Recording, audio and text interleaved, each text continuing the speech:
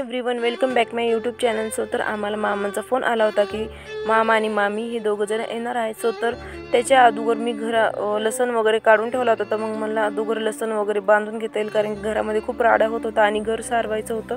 मग इथं पटकन असं लसण वगैरे काढला, लसण काढून त्याच्यानंतर बांधून टाकला, कारण खाली ठेवल्याने लसण लवकर खराब होतं आणि सडतो। त्याच्यामुळे पटकन असं लसण काढून घेतला, बांधून घेतला आणि वरती लटकून टाकला। त्याच्यानंतर घर आवरायला लागले लगेच, कारण घर सारवायचं होतं। आणि तुम्हाला मी मागच्याच व्हिडिओमध्ये सांगितलं होतं, जर घर नाही सारवलं तर एवढं उखरतं की मग नंतर सारवायला खूप अवघड जातं। आणि तुम्ही जर नवीन असाल ना तर प्लीज आधी माझ्या चॅनलला सबस्क्राईब करून घ्या, तुम्हाला असेच माझे नवीन नवीन व्हिडिओ बघायला मिळतील आणि व्लॉग्स आणि त्याच्यानंतर शॉर्ट व्हिडिओसुद्धा बघायला मिळतील। मग मी तर पटकन असं घर वगैरे सारवून घेतलं आणि सारवल्यानंतर मग तुम्ही पाहू शकता एवढं छान दिसत होतं।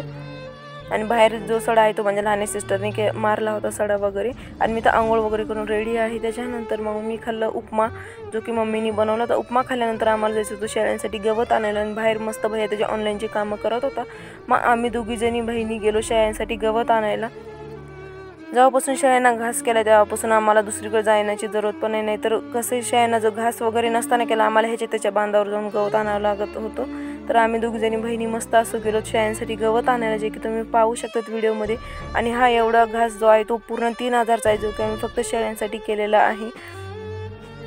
आणि खरंच शेळ्या ह्या घासाला ना खूप आवडीने खातात, तुम्हाला तर माहितीच असेल जे माझ्यासारखे शेतकरी आहेत त्यांना। आणि इकडे पाहू शकतात मस्त आमची बाजरी एवढी मोठी झाली होती। त्याच्यानंतर आम्ही शेळ्यांसाठी घास वगैरे घेतला, लहानी बहीण माझ्या पुढे मी तिच्या मागे, मी तर मका वगैरे घेतली। आणि मम्मीने घरी अर्ध निम्मत काम करून ठेवलं होतं। आणि इथं आम्हाला फक्त व्हेज नाही तर इथं आम्हाला नॉनव्हेजसुद्धा बनवायचं होतं, जे की तुम्ही पाहू शकतात। आणि मग इथं आम्ही पटकन असा स्वयंपाकाच्या तयारीला लागलो, कारण मामा मामी येणारच होते, तर त्याच्यासाठी आम्ही असं लवकर स्वयंपाक करत होतो। मग मी तर मिक्सरवरून पेस्ट वगैरे काढून घेतली। आणि टाईम कुठे गेला लवकर कळतं नाही। मग पप्पा ते घरी आले आणि ते मस्त असे पप्पा ते बाहेर बसले होते, तुम्ही पाहू शकतात। आणि त्याच्यानंतर मामा मामी बघता बघता आले आणि त्यांनी थोडा आराम केला।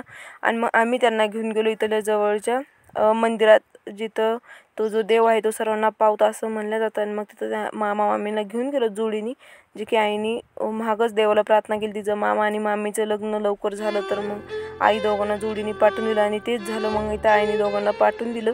तर नारळ वगैरे फोडून मामाने देवाची थोडी आरती वगैरे केली, तुम्ही पाहू शकतात। नंतर आम्ही घरी आलो। घरी आल्यानंतर मामा मामींनी असं पोटभर वगैरे जेवण केलं। आणि खरंच टाईम कुठे गेला लवकर कळतच नाही। आणि मामा खूप वर्षानंतर आलेले आहेत, म्हणजे मामा असं सारखं येतच नाही, कारण त्यांना टाईमच भेटत नाही। मग इथं आईने मामींची वटी भरली। आणि आम्ही किती जरी लहान असलो नाही तर किती जरी मोठं असलो ना, मामा आमच्यासाठी काही ना काहीतरी घेऊनच येतात। असं कधीच नाही की मामा रिकाम्या हाताने आलेले आहेत।